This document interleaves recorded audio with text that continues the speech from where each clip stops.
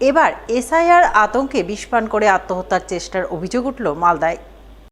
মালদার হরিশ্চন্দ্রপুর ১ নম্বর ব্লকের মহেন্দ্রপুর গ্রাম পঞ্চায়েতের নাজিরপুর বুথ এলাকার এক যুবক শুক্রবার রাতে বিষ পান করে আত্মহত্যার চেষ্টা করে বলে খবর। আর এই ঘটনাকে কেন্দ্র করে এসআইআর আতঙ্কে বিষ পান করে আত্মহত্যার চেষ্টার অভিযোগ ওঠে। জানা গেছে, আত্মহত্যার চেষ্টাকারী যুবকের নাম রাজেশ আলী। তার বাড়ি হরিশ্চন্দ্রপুরের মহেন্দ্রপুর গ্রাম পঞ্চায়েতের নাজিরপুর বুথ এলাকায়।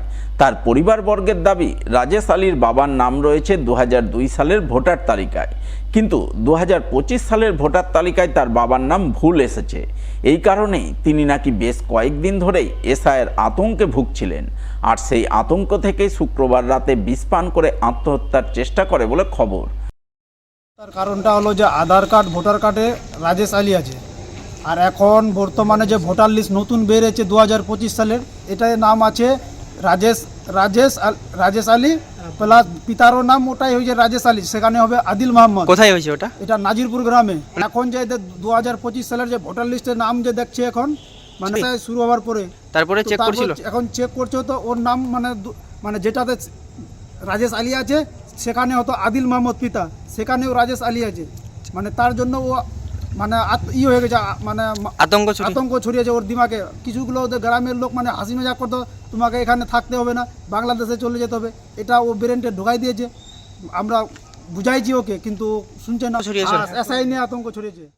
তবে শুধু পরিবারবর্গ নয়, চাঁচল সুপার স্পেশালিটি হাসপাতালে দাঁড়িয়ে একই অভিযোগ করেছেন হরিশ্চন্দ্রপুরের তৃণমূল বিধায়ক তথা রাজ্যের মন্ত্রী তাজমুল হোসেনও।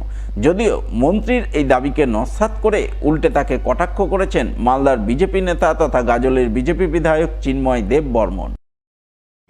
অভিযোগ না, বিষয়টা হচ্ছে যে হিসাবে বিজেপি সরকার যে চক্রান্ত করছে এবং বিজেপি সরকার যে এই যে এসআইআরের যে একটা প্রোগ্রাম করেছে যে চলছে, এই এসআইআর আতঙ্কে অনেক লোক পশ্চিমবঙ্গে মারা গেছে।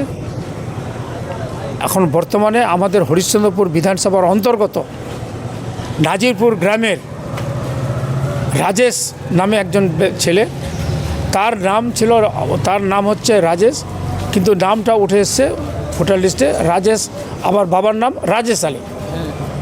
এই আতঙ্কে আমরা অনেকবার প্রশিক্ষণ দিয়েছি, তা সত্ত্বেও কিন্তু ও বিশ্বাস করছে না যে আমি হয়তো ভোটার লিস্টে আমার নাম থাকবে কি না থাকবে। এই আতঙ্কে আজকে সে বিষ পান করেছে। যেমন করে রাজ্যের প্রশাসন এবং রাজ্য সরকার একত্রিত হয়ে গেছে বাংলার মানুষকে নির্যাতন নিপীড়ন করার ক্ষেত্রে, সেরকমই তারা ভাবছেন যে এই এসআইআর নির্বাচন কমিশনের যেটা সিদ্ধান্ত, সেটা হচ্ছে ভারতীয় জনতা পার্টি বা বিজেপির সিদ্ধান্ত। সেই জন্য আমি অনুরোধ করব যে সেই যুবক ছেলেটি যে কারণে আত্মহত্যা করার চেষ্টা করছে সেই কারণ অবশ্যই তদন্ত হবে এবং আগামী দিনে উঠে আসবে। শুধুমাত্র নিজের বাবার নাম ভুল হয়ে যাওয়ার কারণে কেউ আত্মহত্যা করবে এটা আমি বুঝি না। কারণ এসআইআর তো এই কারণেই, যাতে করে কোনো ভুল না থাকে এবং একটা স্বচ্ছ পরিষ্কার ভোটার লিস্ট আগামী দিনে আমরা পাই পশ্চিমবঙ্গবাসী তথা ভারতবর্ষের বিভিন্ন রাজ্য। তো সেই জন্য আমি মাননীয় মন্ত্রী সাহেবকে বলবো এবং তৃণমূল দলের অন্যান্য ছোট বড় মাঝারি নেতাদের বলবো যে আপনারা আগে বিষয়টাকে ভালো করে জানুন এবং নিজেদের থেকে আর নির্বাচন কমিশন এবং ভারত সরকারকে, বিজেপিকে আলাদা করে ভাবার চেষ্টা করুন। কারণ আপনাদের মতো করে সরকার আর ভারতবর্ষ সরকার চালায় না, নির্বাচন কমিশন একটা স্বতন্ত্র প্রতিষ্ঠান। নমস্কার। ফের এসআইআর এর ফর্ম বিলি নিয়ে বিতর্ক তৈরি হলো মালদার হরিশ্চন্দ্রপুরের সুলতাননগর এলাকায় তৃণমূলের জেলা পরিষদ সদস্যের বাড়ি থেকে এনুমারেশনের ফর্ম বিলির অভিযোগ উঠল বিএলওর বিরুদ্ধে।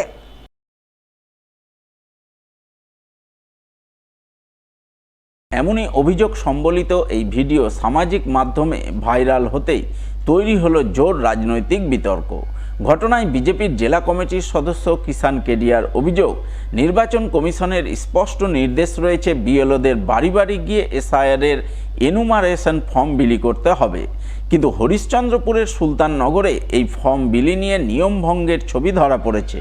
সেখানে কর্তব্যরত বিএলও অমিত কুমার ভোটারদের বাড়ি বাড়ি না গিয়ে তৃণমূলের স্থানীয় জেলা পরিষদ সদস্য বুলবুল খানের বাড়ি থেকে এনুমারেশন ফর্ম বিলি করছেন।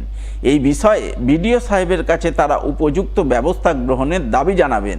তিনি ব্যবস্থা না নিলে নির্বাচন কমিশনের দ্বারস্থ হবেন। নির্বাচন কমিশনের যেটা গাইডলাইন আছে, বিডিও সাহেব আমাদের ব্লকে মিটিং করে দুবার একটা গাইডলাইন দিয়েছেন যে যারা বিএলও আছে তারা বাড়ি বাড়ি গিয়ে প্রত্যেকজনকে বাড়ি বাড়ি গিয়ে ফর্মটা বিলি করবেন এবং তাদের কাছে ফর্মটা কালেকশন করবেন।